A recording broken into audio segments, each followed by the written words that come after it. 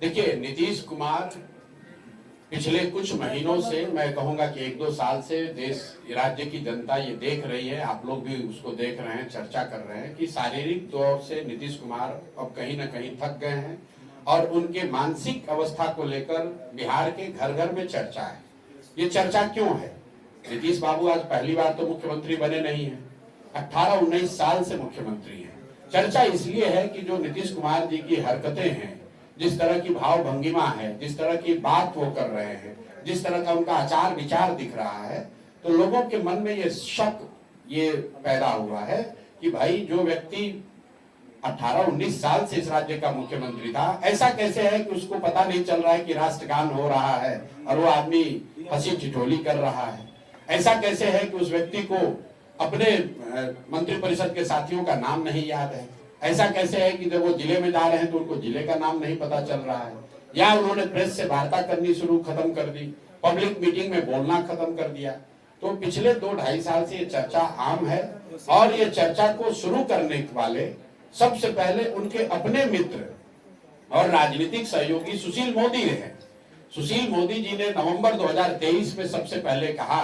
कि लगता है कि नीतीश जी को कोई गंभीर मानसिक बीमारी है। उसके बाद से जो भी यहाँ पर नीतीश जी के पक्ष या विपक्ष में लोग रहे हैं, सत्ता पक्ष को छोड़ दीजिए, तो सब लोग ये कहते रहे कि नीतीश जी की मानसिक हालत ठीक नहीं है।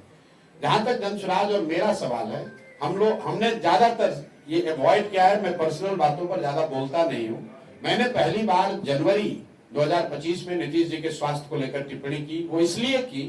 कि बीपीएससी एग्जाम को में जो धांधली हुई उसको लेकर जब मैं धरने पर बैठा था, तो सरकार से जो हम लोग की बातचीत चल रही थी, उसमें मुझे पहली बार इस बात का एहसास हुआ कि नीतीश जी की मानसिक हालत अब ऐसी हो गई है कि उनको पता ही नहीं चल रहा है कि राज्य में कौन सी घटना घट रही है। तो मेरा ऐसा सुझाव था नीतीश जी को कि जब इतनी बात हो रही है,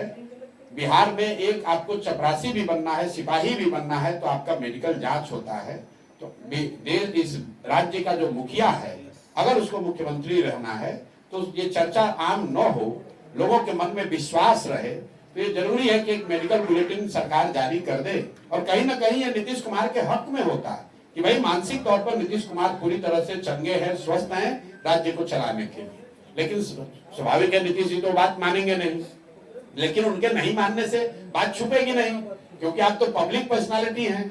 आज चीफ मिनिस्टर हैं तो सरकारी तंत्र उनको छुपा कर बैठा हुआ, उनको घेरे हुए। लेकिन कल जब आप चुनाव में आएंगे, रैलियों में बोलेंगे, लोगों के बीच खड़ा होकर जवाब देना पड़ेगा, तब तो लोगों को दिखेगा ही, क्योंकि सच्चाई तो छुप नहीं सकती है।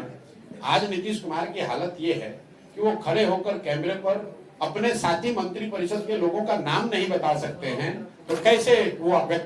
उस व्यक्ति से हम लोग अपेक्षा रखेंगे कि वो राज्य की समस्याओं को सुलझा सकता है या बिहार की चिंता कर सकता है।